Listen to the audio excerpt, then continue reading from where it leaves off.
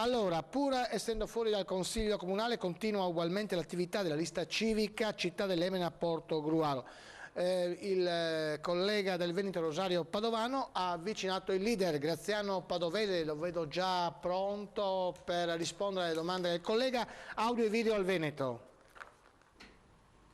Grazie, prendiamo la linea dal Veneto. Abbiamo invitato Graziano Padovese, che è già stato candidato sindaco per la lista civica Città dell'Emene a Portogruaro. Voi non avete fatto il seggio, per così dire, non siete presenti in Consiglio Comunale, però la vostra attività politica prosegue.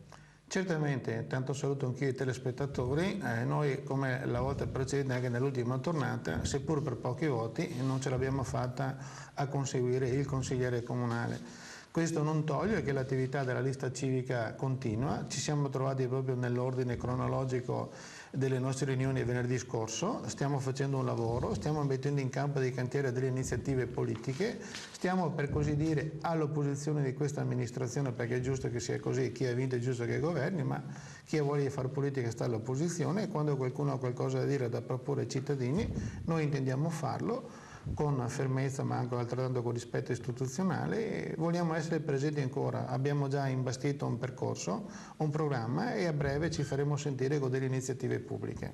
Quindi l'attività prosegue, forse gli elettori a Portogruaro non avevano capito, magari l'avrò anche già posta questa domanda, questo cambio di schieramento, cambio di alleanza, perché lei al ballottaggio dell'anno scorso fu alleato con Bertoncello, quest'anno invece no. Ma me l'aveva già posta, io avevo già anche in parte risposto, ma questo non toglie che fosse giusto anche ribadire. Noi come lista civica non siamo di ideologia né di parte né da una parte né dall'altra, abbiamo sempre mirato il programma.